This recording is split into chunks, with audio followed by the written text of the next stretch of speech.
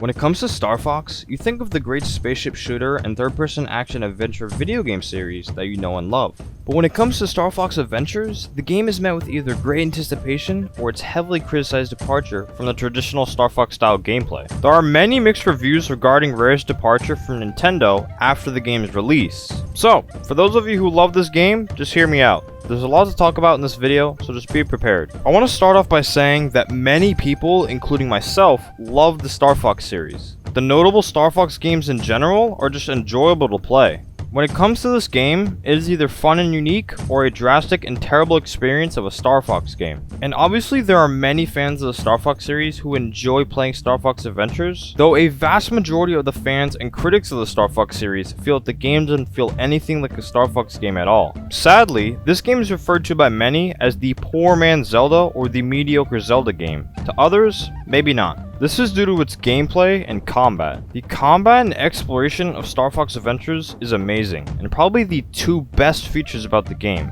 This is due to the planet's expansiveness. I hate to say this, but the biggest fault of the game is that it doesn't feel like a Star Fox game. The game is based around two interwoven stories of both Star Fox and Dinosaur Planet, which I'll get to in a minute. But the outcome? Star Fox Adventures.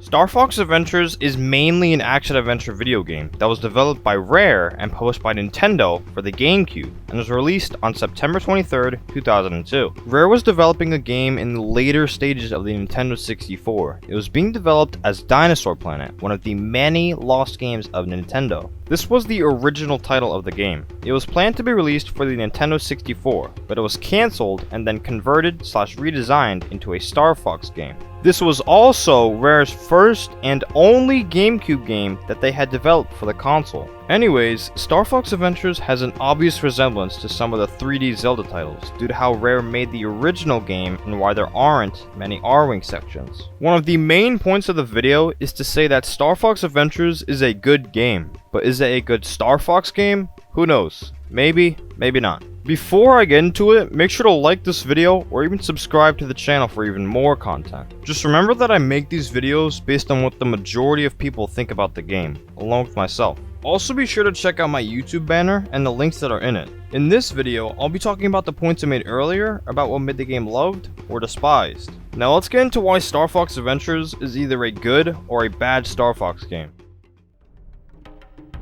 The gameplay of Star Fox Adventures is very similar to some of the Legend of Zelda 3D titles, most notably Ocarina of Time. There were also many things of Dinosaur Planet that were added to Star Fox Adventures. The way the game feels when playing it sort of brings that nostalgic mood as if you were playing Ocarina of Time. As Fox, you spend the majority of the game on foot, though there are only a few arming sections throughout the entire game, which kinda suck total ass. Of course the game had many mixed reviews, but still, it was surprisingly positive for a game that didn't really have anything to do with the rest of the series. The player is equipped with a magical staff, which has many functions to it, ranging from being a tool to either be used to complete puzzles, for obtaining many items throughout the game, and even exploration. The staff is also used as your main weapon in combat, which is mainly melee oriented. The combat of Star Fox Adventures has a locking on feature for close-up combat, which was first introduced in Ocarina of Time.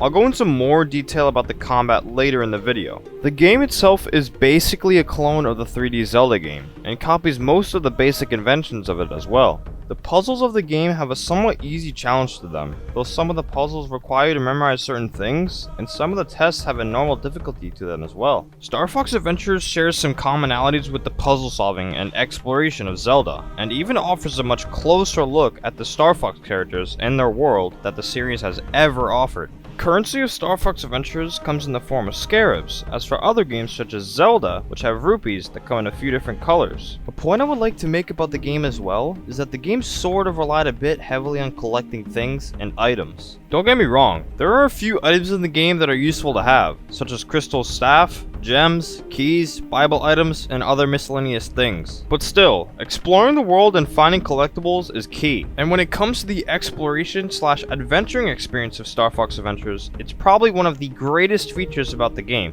meaning it's enjoyable. Although there are many moments in the game where you have to travel back and forth numerous times, many people think this is unbearable. Then again, this happens in many other games as well.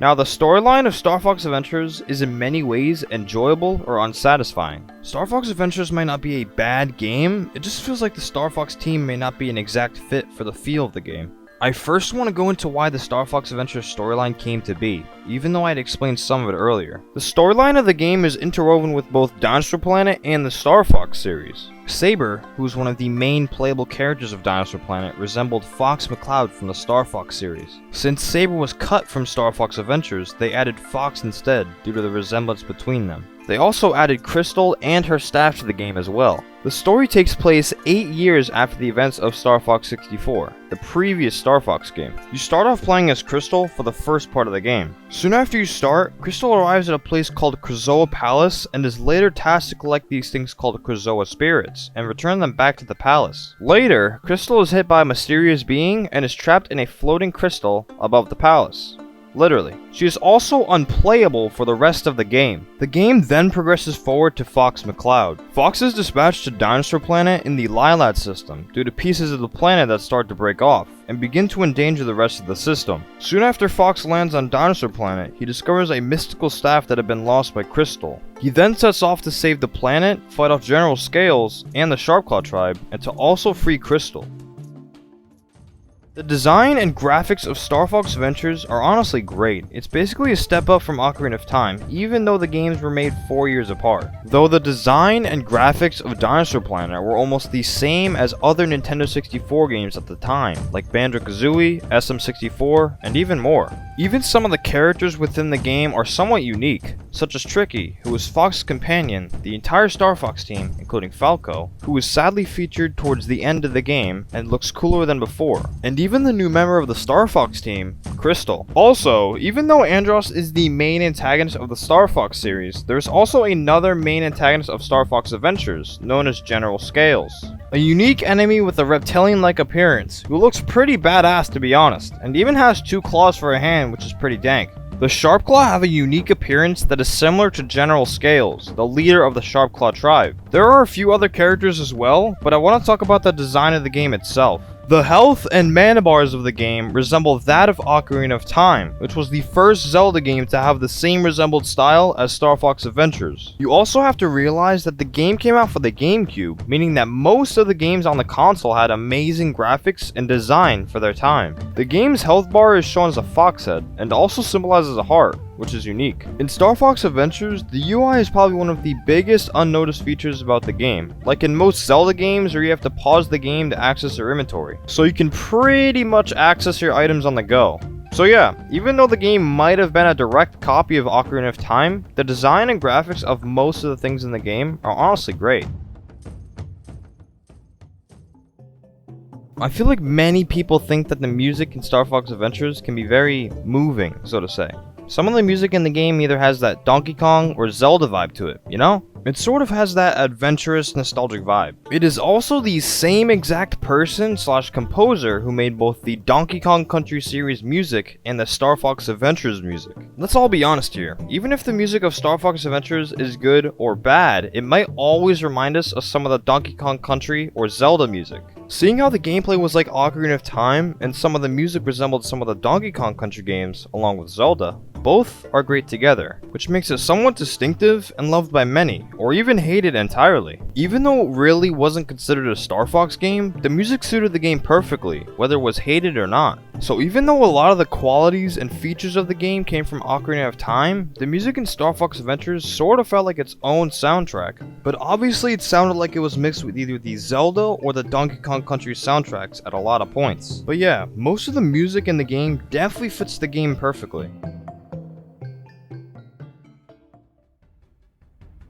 Now the combat of the game mostly came from Ocarina of Time. There are many new additions that were either added or improved to the combat of Star Fox Adventures, such as the locking on feature for close-up combat. The player is able to strafe and can even roll around targets to dodge attacks, while using the staff to block incoming strikes or to attack an enemy. As you progress throughout the story, your staff can be upgraded with many different powers that require magical energy. To recharge your staff, the player can retrieve special crystals from the world around you. The staff's powers can range from helping you in combat, to assisting you in completing puzzles, exploration, and a special jump ability that helps the player reach inaccessible points. One of the powers that your staff has is the ability to fire projectiles at either enemies or to trigger certain switches. Although you have to be a bit accurate to land your shots, which might have been annoying for a lot of people. The second style of gameplay / combat is the classic R-Wing mode. This mode functions in a similar way to other games in the Star Fox series. I probably should have explained this earlier during the gameplay of the game, but anyways, when in R-Wing mode, the player can decide where they want to go on Dinosaur Planet. Though at the beginning of the game, however, only the overworld is accessible.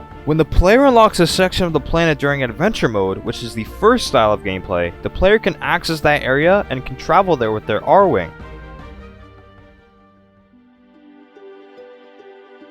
Star Fox Adventures was Rare's final game that was released by Nintendo. After Rare was purchased by Microsoft, Rare still continued to develop games for the Game Boy Advance and the Nintendo DS. So even though Rare didn't go out with a bang, they went out with a somewhat sad, yet strange goodbye. So yeah, it was sadly Rare's final game for Nintendo, and their first and only game for the GameCube, along with their only Star Fox game, ever. So the real question for this entire video is to know if Star Fox Adventures is good or not. I mean honestly, do people believe that Star Fox Adventures is really that bad, or do they just hate it because of its departure from the Star Fox series? I just want to sum up the video and say that Star Fox Adventures is a good game. Even though it might not have anything to do with the Star Fox series, I'd say the game is probably like a 6 to 7 out of 10. If the game wasn't cancelled, the original Dinosaur Planet honestly would have been a great game for its time, especially on the N64. For the people who either hate or don't like Star Fox Adventures, some of them feel that the puzzles and dungeons are terrible.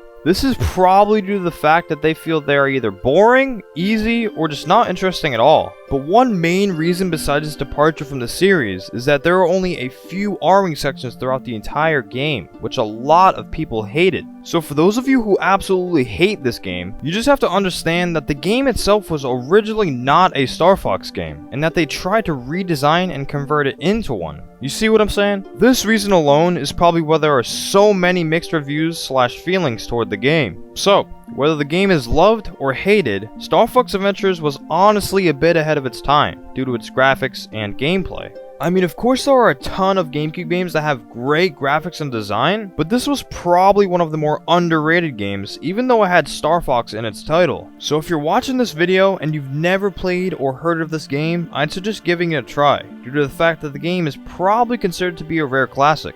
And obviously, there is the Donkey Kong Country series that we all know and love, but hey, why not try it out anyways? I hope I didn't make it sound like the game is complete trash or just a glorified Zelda game, but I personally liked it when I was younger. I just wanted to give the most feedback I could from both sides. With all of that said, please be sure to like this video, subscribe to the channel, or even check out my other videos that I will be making in the near future. Anyways, it was an absolute pleasure making this video. Much love to you if you made this far, and yeah, I will see you guys in the next one. Peace.